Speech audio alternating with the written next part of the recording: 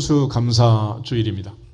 우리가 이제 11월 세 번째 주에 추수감사주일을 지키는 것은 우리가 미국 선교사를 통해서 이제 복음을 받아들였고 청교도들이 메이플라워를 타고 대상을 횡단해서 아메리카 대륙에 정착하고 그 추위와 겨울을 겪고 봄이 되어 씨를 뿌리고 이제 열매를 거두어서 감사 예배를 드렸던 그것이 이제 시초가 되어서 우리가 이제 추수감사절을 지키게 되는데 미국 사람들이 지켰던 그 절기를 기점으로 해서 이제 11월 세 번째 주일을 우리가 지키고 있습니다.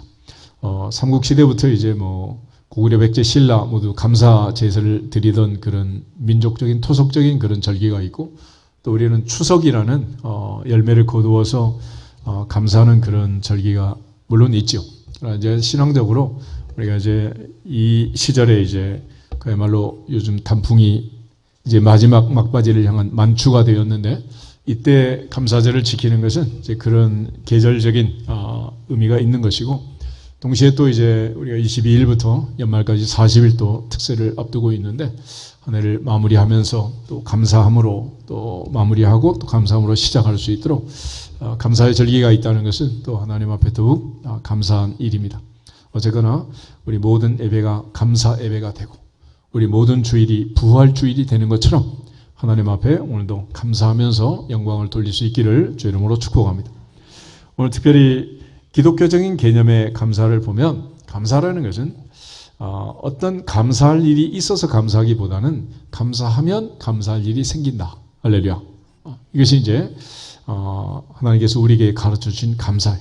그래서 광야에서도 감사하고 구중궁궐에서도 감사하고 어느 자리에서도 사자굴에서도 감사하고 물고기 뱃속에서도 감사하고 어떤 환경에 있든지 어떤 상황에 있든지 in all circumstances 어떤 환경 상황에서도 감사하라. 이게 이제 하나님의 뜻입니다. 또 시간적으로는 요람에서 무덤까지 우리 인생 전체가 감사다. 그러니까 감사하지 않을 수 있는 날은 한 날도 없는 거예요. 그러므로 항상 하나님 앞에 또 감사할 수 있기를 주 이름으로 축복합니다.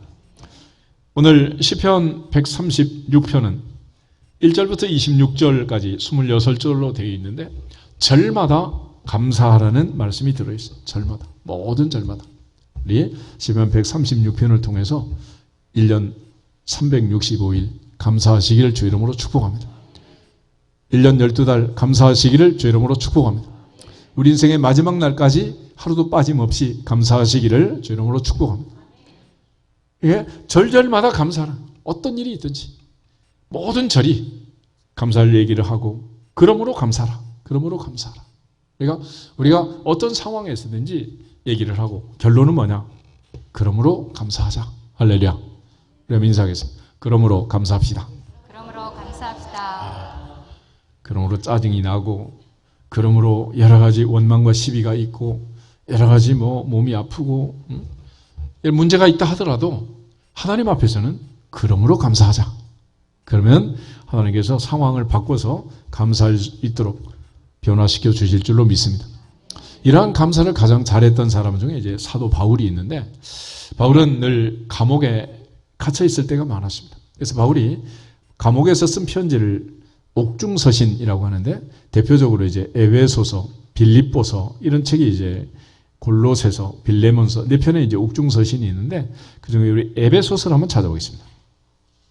에베소서 5장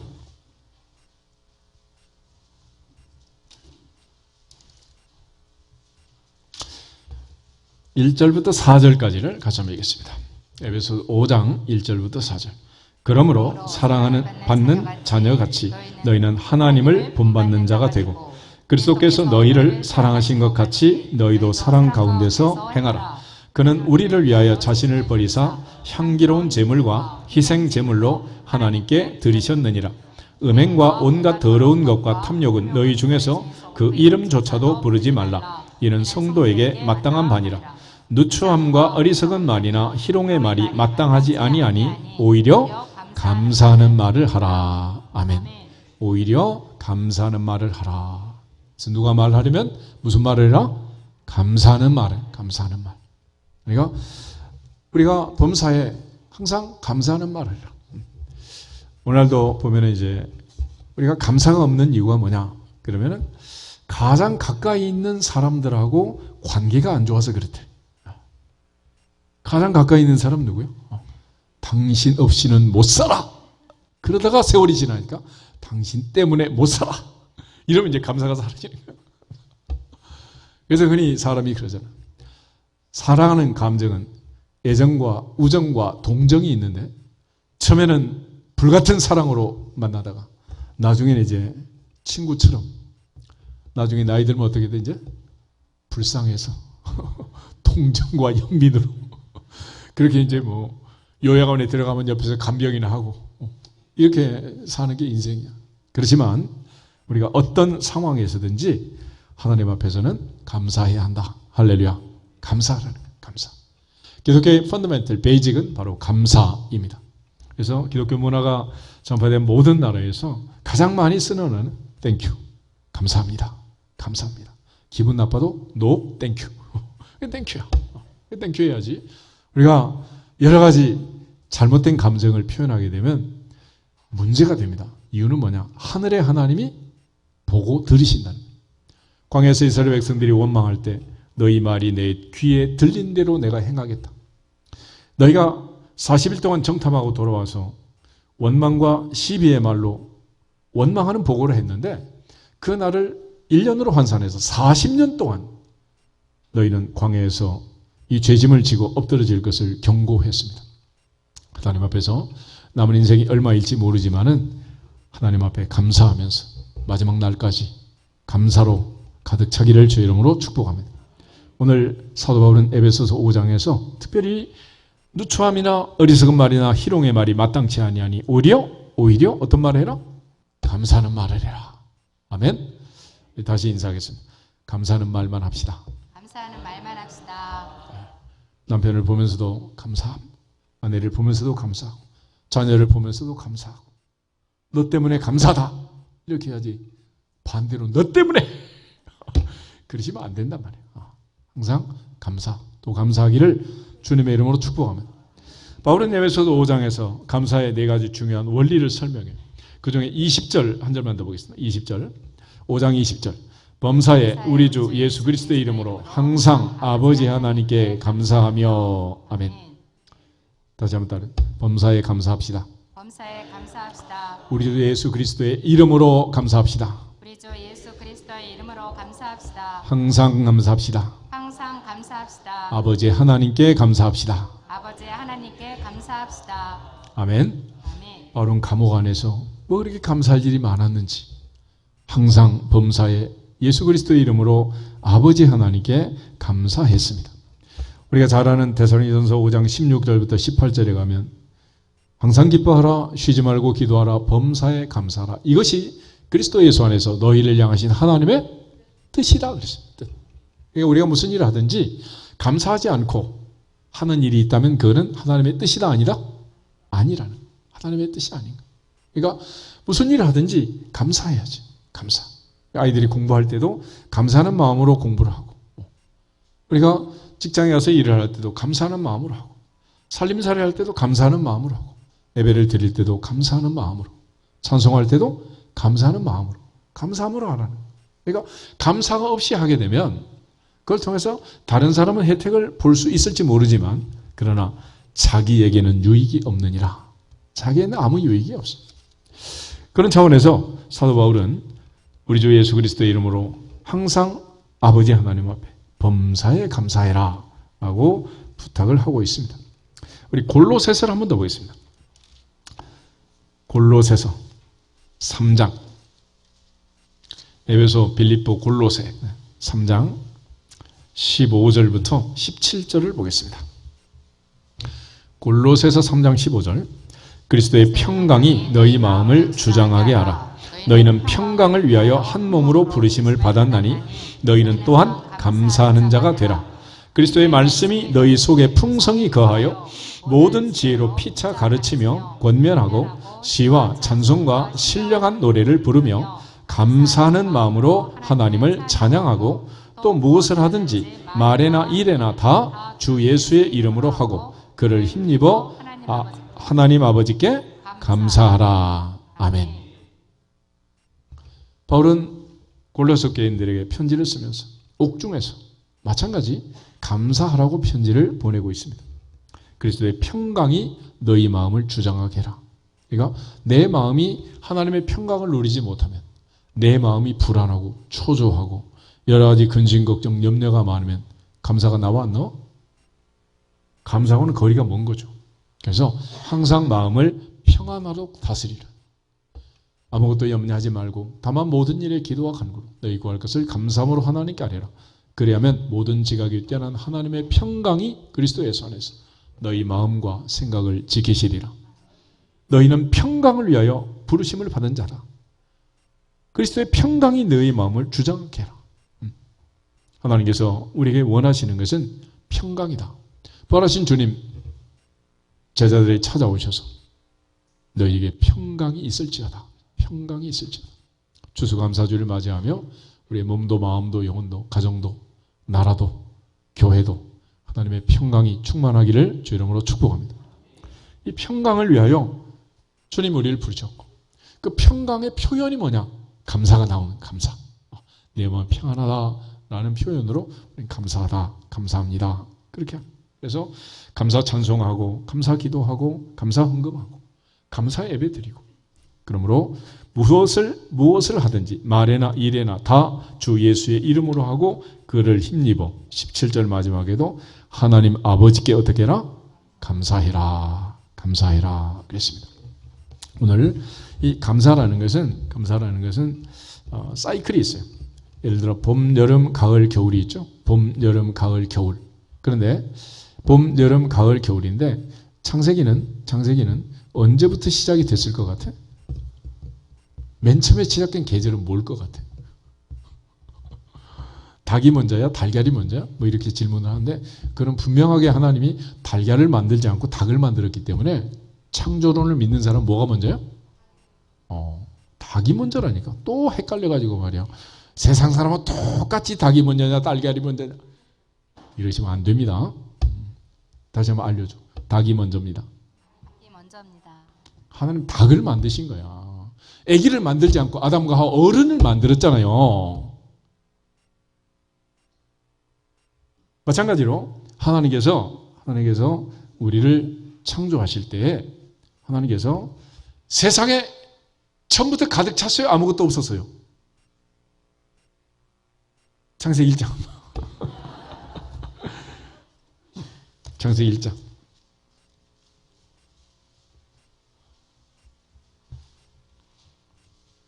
1절, 2절, 2절 보겠습니다. 창세기 1장 1절, 2절. 태초에 하나님이 천지를 창조하시니라. 땅이 혼돈하고 공허하며 흑암이 깊음 위에 있고 하나님의 영은 수면 위에 운행하시니라. 아멘. 거기 땅이 혼돈하고 그랬어. 밑에 1번 각주를 보면 형체가 있다 없다? 없다. 그러니까 맨 처음에 하나님이 천지를 창조했을 때는 땅에 뭐가 있었다 없었다? 아무것도 없었어. 그래서 첫째 날, 둘째 날, 셋째 날 하늘과 땅과 바다를 만들고, 넷째 날, 다섯째 날, 여섯째 날 하늘과 땅과 바다를 차례대로 채운 거예요. 여러분 아파트 분양해서 들어가면 빈집이잖아요. 빈집을 어떻게 해야 돼? 채워야지. 부엌도 채우고 안방도 채우고 거실도 채우고 아들방도 채우고 딸방도 채우고 채워야 될 거 아니에요. 그래서 하나님이 우주공간을 만들 때 맨 처음 우주공간은 텅 빈 상태로 있는 거예요. 그러니까 겨울이 먼저 왔겠어? 봄이 먼저 왔겠어? 텅 빈 계절은 뭐요? 겨울이야, 겨울. 겨울 다음에 봄이 오고, 봄이 와서 씨를 뿌리고, 씨가 자라서 온 세상이 그린필드가 되고, 가을이 되어서 단풍이 들고, 사우디 왕세자가 와가지고 대통령 사는 관저에 가가지고 단풍을 보고 기절했다 그러잖아. 우린 이 단풍을 날마다 보면서도 별 감동이 없지. 감동이 없어. 그렇게 세계 최고의 부를 누리는 왕자가 단풍 보고 감동이 돼.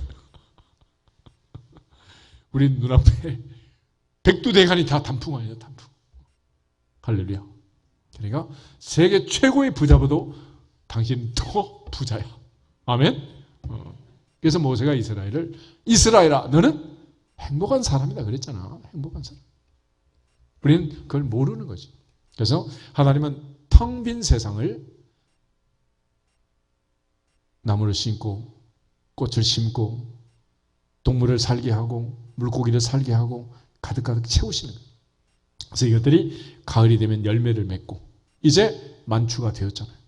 그래서 우리가 이제 하나님 앞에 감사하는 이 사이클도 보면은 봄, 여름, 가을, 겨울 그러지만 사실 겨울, 봄, 가을, 여름, 가을 어느 계절에나 감사하라는 감사.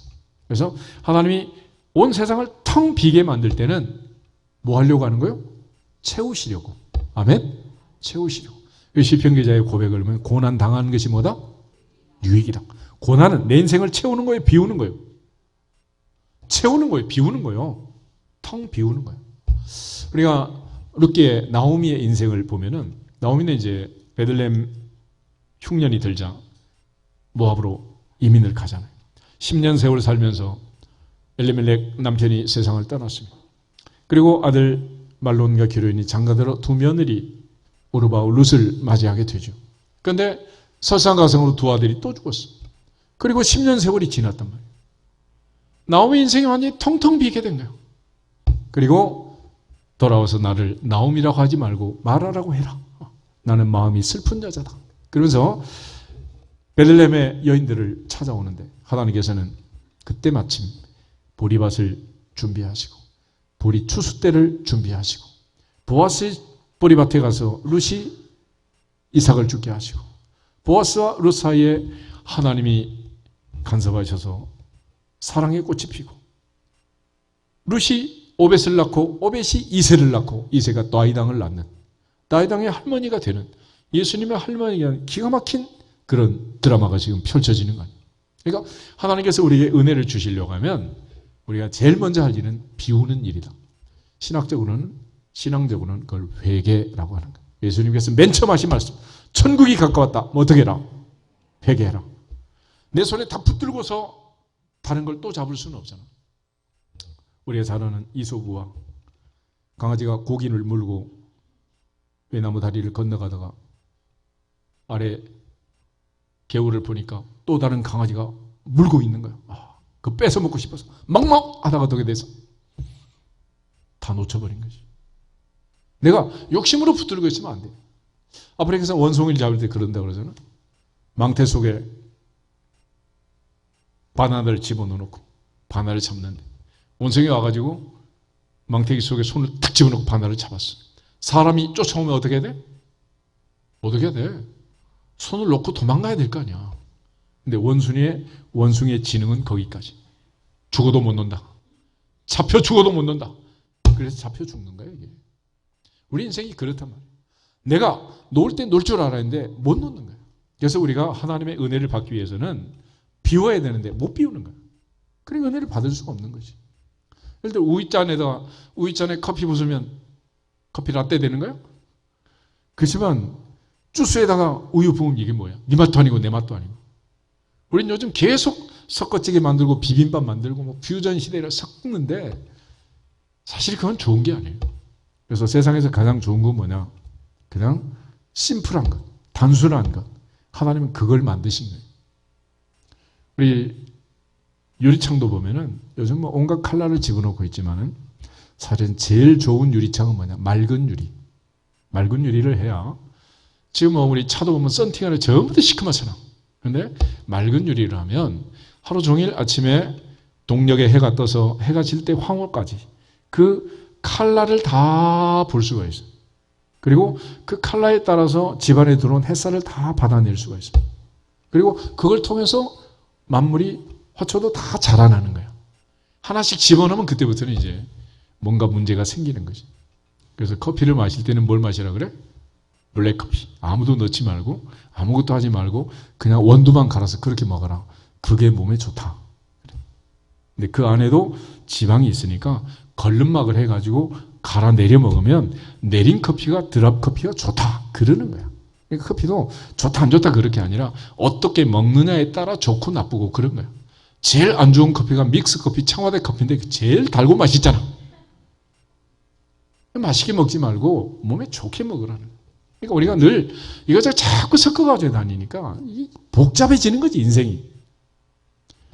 결국 하나님께서 은혜를 주시려면 먼저 심플하게 비우라는 거예요. 비워. 그걸 가리켜 회개라고 그러는 거예요. 텅 빔을 만드는 거예요. 그 다음에 하나님이 채우시는 거예요. 채워. 뭘로 채워야 되냐? 은혜를 채워. 하나님의 은혜. 보라, 지금은 뭐 할 때다? 은혜 받을 때다. 보라, 지금은 구원의 날이다. 그래서 하나님께서 베드로와 12사도와 120명 성도들에게 성령을 부으실 때도 사도 베드로라 하면 큰 회개의 역사를 일으킵니다. 그래서 오순절에 부흥은 언제 오느냐? 큰 회개 다음에 대각성 운동. 그래서 어느 나라에 부흥이 일어나든지 The Great Awakenement, 큰 회개, 대각성 운동 후에 성령의 불이 떨어집니다. 그리고 나서 그 불같은 은혜, 충만한 은혜를 받는데 하나님이 채우시는 목적은 뭐냐? 믿음의 조상 아브라함을 부를 때부터 너는 뭐가 되라? 복이 될지어다. 그럼 너 혼자 복 받고 잘 살아? 그게 아니야. 너로 말미암아 모든 민족이 복을 받으리라. 너는 복의 근원, 복의 통로가 될지어다. 너희는 가서 모든 족속으로 제자를 삼아 아버지 아들과 성령의 이름으로 세례를 주고 내가 너에게 분부한 모든 것을 가르쳐 지키게 하라 그랬잖아. 그러면 우리가 복을 받아야 되는 이유는 나를 위해서가 아니라 또 다른 사람을 위해서, 복의 근원, 복의 통로가 되어서 다른 사람이 복을 받도록 하는 거예요. 외조모 로이스 어머니 유닉의 믿음이 디모데에게 이어졌던 것처럼 할머니가 복을 받고 어머니가 복을 받고 손자가 복을 받고 손녀가 복을 받고, 그러니까 우리는 역사적 사명을 가지고 나만을 위해서가 아니라 내 자녀를 위해서, 손자 손녀를 위해서, 할렐루야. 그러는 배우는 것도 마찬가지입니다. 잘 가르치는 사람은 잘 배우는 사람이다, 그런 말이 있어요. 사람은 배운 대로 가르치고 배운 대로 하는 거예요. 그러니까 시집살이를 어렵게 했던 사람이 시어머니 되면 어떻게? 또 그렇게 하는 거야. 배운 게 그거밖에 없으니까. 그럴 수밖에 없는 거지. 그래서 우리가 잘 배워야 잘 가르치게 되는 거예요. 그런 측면에서 여러분이 은혜를 받아야 되는데 역사적 사명을 가지고 2배, 3배 충만히 받아야 됩니다. 왜냐하면 우리의 사명은 내가 받는 것, 채우는 것, 그게 목적이 아니라 세 번째 단계, 나눔과 베풀므로 가야 되기 때문에 그렇습니다. 다윗이 얘기한 것처럼 원수의 목전에서 주께서 내게 기름을 부으시고 내 잔에 부으시고 내게 은혜를 주셔서 내 잔이 넘치나이다. 넘치나이다. 넘쳐야 다른 사람에게 주는 거지. 내 잔이 부족한데 내가 먹고 살 것도 없는데 어떻게 남을 돌보고 할 수 있겠어요? 그래서 주라, 그러면 너희에게 줄 것이니 후이되어 누르고 흔들어 넘치도록 안겨주리라. 그래서 하나님께서 우리에게 주실 때는 넘치도록 주시는 거예요. 그리고 그 넘치는 은혜를 받아서 또 다른 사람에게 흘려보내라는 거지. 그게 우리의 사명이다. 할렐루야. 그런 차원에서 하나님께서 우리에게 은혜를 주실 때는 첫째는 비우고, 두 번째는 채우고, 세 번째는 나누고 베풀게 하시는 거예요. 구약의 제사 중에 화목제라는 제사가 있는데 소 한 마리를 이틀에 다 먹어야 돼. 사흘까지 남겨두면 무효였습니다. 그러면 소 한 마리를, 황소 한 마리를 그 옛날 냉장고도 없는데 다 먹으려면, 다 잡수시려면 어떻게 해야 되겠어? 나눠 먹어야지. 방법이 없는 거예요. 그러니까 나눠서 베풀면서 그렇게 하는 제사, 이게 화목제사라는 건데, 그런 화목제사를 드리면서도 욕심을 부리면 그 제사는 무효라고 했습니다. 하나님께서 이처럼 텅 빈 밭에 씨를 심고 곡식이 자라고 열매가 거두고 그리고 오곡배가가 풍성한 이 결실의 계절을 통해서 또 사람도 창고에 저장해서 겨울을 나고 까치밥을 놔둬서 까치도 먹고 살고, 산에 가면 도토리 줍지 말아서 산짐승도 먹어야 되니까 하나님이 다 그렇게 만들어 놓은 거를 우리는 전부 도토리 무게 먹는 또 다 주워다가 말이야. 그러니까 애들이 그냥 막 민가를 공격하고 이제 막 이런 세상이 된 거예요. 그러니까 하나님 앞에서 우리의 사명은 나누고 베푸는 건데, 이걸 보면서 결론적으로 하나님 뭐 하는 거냐? 비움과 체험과 나눔을 통해서 흘러가는 이 모습을 보면서 하나님이 영광을 받으시는 거예요. 하나님은 그걸 기뻐하시느니라. 기뻐하시느니라. 그러니까 만물이 순환과 질서를 따라 움직이는 그걸 보면서 하나님이 기뻐하는 거예요. 온 우주 만물을 보면서, 천체를 보면서도 하늘과 땅과 바다와 만물을 보면서 하나님이 기뻐하시는 것입니다. 그런 차원에서 이제 우리가 하나님 앞에서 내 인생이 텅 비는 계절이 와도 감사할지어다. 씨를 뿌리고 싹이 나는 봄이 와도 감사할지어다. 이것이 잘 자라고 풍성한 열매를 맺을 수 있도록 무럭무럭 자라는 한여름에도 감사할지어다. 오국백과가 맺히고 곳간의 창고에 저장하고 이 풍성한 가을에도 감사할지어다. 그러나 또 추운 겨울이 와도 감사할지어다. 그래서 겨울을 준비하는 만물을 보면 지금 겨울은 그렇게 에너지를 많이 쓰고 돌아다니는 계절이 아니야. 나무를 보면 나무는 지금 그 화려한 단풍을 다 떨어뜨리고 겨울 준비를 하는 겁니다. 최소의 에너지로 겨울을 나기 위해서. 지금 세계 최고의 부자들도 지금 경제적으로 어려운 때가 온다. 전략해라. 그렇게 말하고 또 그 거대한 기업들도 지금 직원 수를 줄이고 있습니다. 지금 계절적으로 뭐가 온다는 거예요? 겨울이 오고 있는 거예요. 겨울이. 그래서 이 겨울 나기를 위해서 곰은 실컷 먹고 겨울 잠을 자는 거예요. 동시에 모든 싹들은 다 죽은 듯이 스며들고 봄이 될 때까지는 얼굴을 내밀지 않아. 철없는 개나리만 요즘도 피더라고 이게. 그런데 인간만 이 겨울이 와도 그냥 주렁주렁 달고 다니는 거예요. 이래가지고 이 겨울나기가 되겠어요? 이게 안 되는 거지. 그래서 우리가 이 은혜를 받는 것도 감사하는 것도 다 계절을 따라서 지혜가 있어야 하느니라. 아멘. 지혜로워야 돼. 그래야 이게 이제 감사가 되는 거지. 씨를 뿌릴 때 뿌리지 못하고 거둘 때 거두지 못하고 그리고 원망하고 불평하면 이게 되겠냐. 그래서 우리가 이 가을을 준비하면서 이 가을의 결실을 보면서 가을이 왔는데 지금 겨울을 준비할 수 있겠냔 말이에요. 서중재 씨처럼 한 송이의 국화꽃을 피우기 위해서도 소쩍새는 언제부터 울었다고? 봄부터. 그래서 우리가 아이들한테 교육을 시키는 거 아니에요. 봄부터. 인생의 봄부터 공부해가지고 미래를 준비하시라고. 그래서 겨울을 준비하는 거 아니겠어요? 이 추수감사절에 우리가 모실 선생님이 한 분 있는데 개미 선생님이야.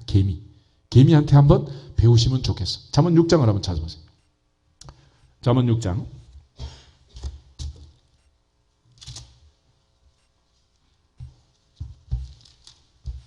6절부터 11절 보겠습니다. 잠언 6장 6절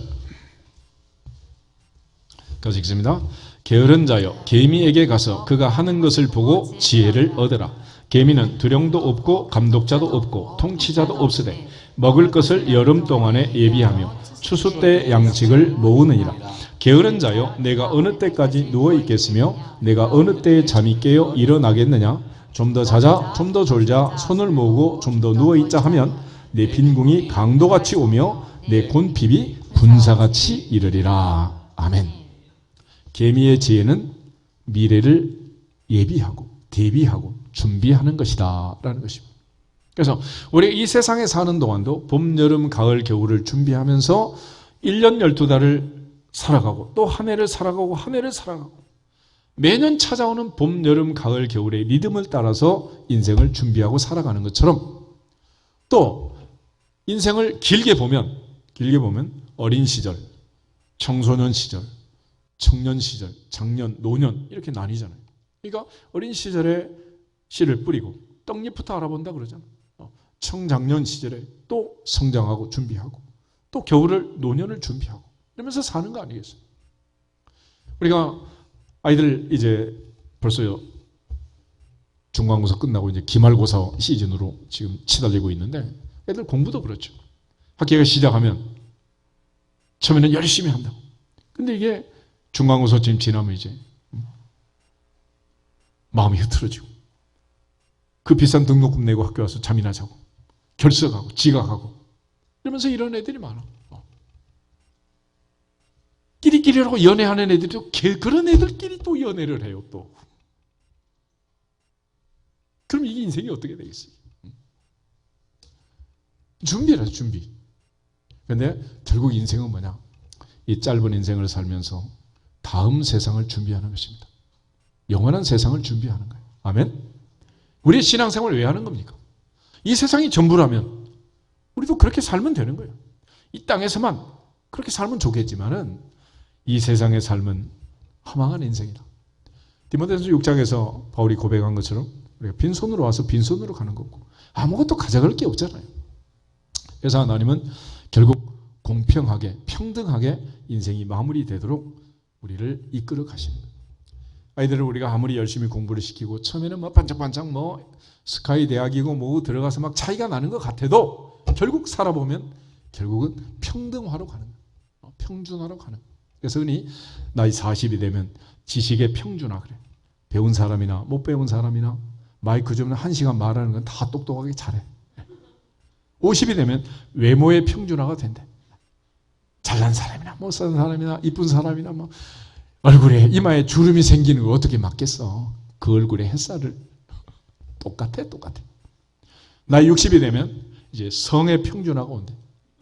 에스트로겐이고 뭐 이제 호르몬이 작용을 해가지고 남자는 여자처럼 울먹이고 여자는 아주 뽀빠이처럼 용감해지고 이러면서 이제 운명이 바뀌는 거야. 운명이 바뀌어. 갱년기다 뭐다 그래가지고 이제 갱년기 거치면서 여자는 더 씩씩해지고 남편 없으면 아무렇지도 않아. 남자는 이제 맨날 마누라 없으면 밥도 못 먹고 엉엉 울고 말이야. 엄마 나 찾고 이상한 세상이 막 돼가는 거지. 근데 70이 되면 건강의 평준화가 온대요. 운동한 사람이나 안 한 사람이나 똑같아. 그때 되면 이제 그때는 뭐 어떻게 하겠어. 뭐 노화가 와가지고 관절 아프고 안 아픈 데가 없이 이제 그렇게 가는 거지. 근데 80이 되면 재물의 평준화가 온대. 돈 있는 사람이 없는 사람이야. 쓰지도 못하는데 뭐 하겠어 그거. 우리나라 최고의 부자 되신 이건희 회장님 가실 때 보셨잖아. 그 많은 돈 쓰지도 못하고 병원 중환자실에서 몇 년을 누워 계시다가 가시는데 돈 있으면 뭐하고 없으면 뭐 하겠어요. 마지막 90대가 되면 생사의 평준화돼. 사나 죽으면 숨만 쉬고 있습니다. 생사만 하면 될 정도야 이제는 뭐. 그래서 양복 입고 화장하고 품위 유지하는 것도 할 수 있을 때 해야지 나이 들면 공통복장 추리닝밖에 못 입는다. 할 수 있을 때 하라는 거예요. 그래서 하나님 앞에서 우리 모두가 다 최선을 다해서 지금 감사할지어다. 지금 감사할지어다. 지금. 결국 모든 사람이 그렇게 살지 못한다. 오늘 시편 136편에 이 감사를 보면 모든 절마다 감사하는 건데 이 감사의 특징이 뭐냐? 먼저 1절부터 3절을 보면 여호와께 감사하라. 감사의 대상을 얘기합니다. 감사. 그리고 마지막 결론은 25절, 26절 같이 한번 읽겠습니다. 모든 육체에게 먹을 것을 주신 이에게 감사하라. 그 인자심이 영원함이로다. 하늘의 하나님께 감사하라. 그 인자심이 영원함이로다. 영원하신 하나님, 인자하신 하나님, 헷세대의 하나님, 아가페의 하나님, 영원히 우리를 사랑하신 그 하나님 앞에 감사해라. 오늘날 우리에게 일용할 양식을 주심을 감사할지어다. 감사하라. 그리고 나서 이제 큰 두 가지 사건을 얘기합니다. 성경의 첫 번째 책은 창세기이고 두 번째 책은 출애굽기예요. 하나는 천지를 창조하신 하나님께 감사해라. 하늘과 땅, 해와 달과 별, 일월로 성신을 창조하신 그 하나님께 감사하고 해와 달로 낮을 주장하게 하고 밤을 주관하게 하신 그 하나님께 감사할지어다. 천지 창조, 그 하나님께 감사하고 또 하나는 430년 애굽의 종살이에서 이스라엘을 구원하신 이에게 감사해라. 모든 왕들을 멸하시고 그 땅을 기업으로 가나안 땅을 기업으로 주신 하나님께 감사할지어다. 다시 말해서 구원의 하나님, 구속의 하나님, 내가 너를 구속하였고 내가 너를 지명하여 불렀나니 너는 내 것이라 말씀하신 그 하나님 앞에 창조주 하나님, 구원주 하나님, 구속주 하나님께 감사해라. 그래서 하나님이 하신 가장 위대한 두 가지 일은 천지 창조와 인간 구원이에요. 이 두 가지에 대해서 감사하라는 거지. 그런데 그렇게 거창하게 말할 것 없고 한 사람 한 사람 내 자신을 보면서 첫째는 하나님의 형상으로 나를 창조하신 하나님께 감사할지어다. 또 나를 사랑하사 나를 위하여 예수 그리스도를 보내시고 나를 구원해 주신 구원의 하나님께 감사할지어다. 그걸 감사하라는. 그러니까 감사절에 우리가 할 일은 하나님 앞에 감사하는데 시편 136편 다 봐도 결국 그 얘기야. 나를 하나님의 형상대로 창조하신 창조주 하나님께 감사할지어다. 나를 죄 가운데서 구원하신 나의 구원의 하나님께 감사할지어다. 아멘. 우리 다시 한번 인사하겠습니다. 창조주 하나님께 감사합시다. 창조주 하나님께 감사합시다. 구원의 하나님께 감사합시다. 구원의 하나님께 감사합시다. 온 세상 만물을 창조하셨는데 누구를 위하여? 나를 위하여. 주님 이 땅에서 피 흘려 돌아가셨는데 온 인류를 위해서가 아니야. 바울이 말한 것처럼 나를 사랑하사 나를 위하여 자기 자신을 버리셨단 말이에요. 무슨 뜻이냐? 여러분, 한 사람이 사는데도 해와 달과 별과 우주 만물, 산소, 질소, 이산화탄소 이 비율이 다 맞고 5대양 6대조가 필요한 것처럼 온 인류가 사는데 물론 그렇지만 나 하나 살아도 그래. 온 인류를 구원하는데도 십자가의 보혈이 필요하지만은 단 한 사람 나를 살리기 위해서도 오직 누구의 피만 중요하다.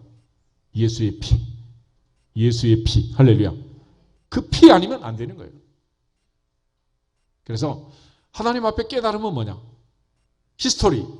역사를 얘기하는 게 아니라 히스 스토리. 그의 이야기가 아니라 마이 스토리. 이게 내 얘기라는 거예요. 아멘.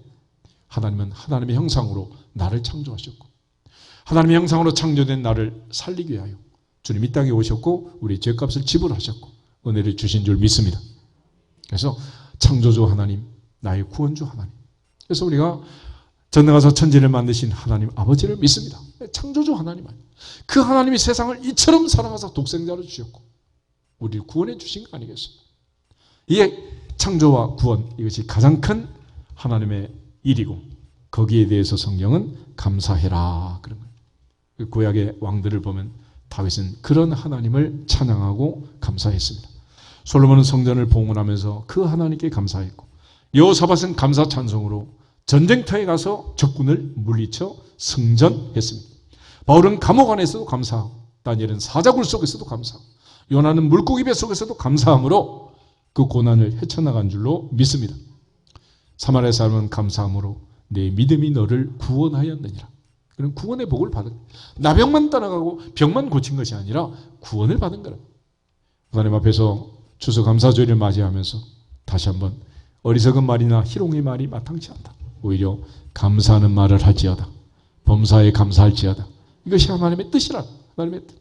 그러므로 봄, 여름, 가을, 겨울 어떤 계절도 감사할 수 있도록 하나님이 내 인생에 개입하셔서 때로는 텅 빈 겨울을 주시기도 하고 거기에 다시 씨를 뿌려 싹이 나기도 하시고 그것이 자라 풍성한 한여름에 아름다운 산천초목을 만들기도 하시고 가을에 멋진 단풍과 오곡백과를 주시기도 하지만은 또다시 겨울이 오는 것처럼 인생은 하나님 앞에 겸손하라고 봄날은 간다. 계속되는 게 없어. 그러므로 항상 모든 건 변한다는 거야. 변해. 그러므로 우리 모두가 주님 앞에 가는 날까지 변치 말아야 할 것은 믿음이니라 소망이니라 사랑이니라 그 신앙을 붙들고 하나님께 영광을 돌리고 특별히 범사에 감사라 항상 감사라 이것이 그리스도의 손에서 너희를 향하신 하나님의 뜻이다. 한평생 감사의 신앙을 유지하고 감사하는 삶을 살아갈 수 있기를 주의 이름으로 축복합니다. 우리 옆 사람 다시 인사하고 기도하겠습니다. 범사에 감사합시다. 범사에 감사합시다. 항상 감사합시다. 항상 감사합시다. 우리 주 예수 그리스도의 이름으로 감사합시다. 예수 그리스도의 이름으로 감사합시다. 아버지 하나님께 감사합시다. 아버지 하나님께 감사합시다. 할렐루야. 아멘. 다 같이 주 예수 그리스도의 이름으로 감사할지어다 선포하고 기도하겠습니다. 주 예수 그리스도의 이름으로 감사할지어다. 감사할지어다.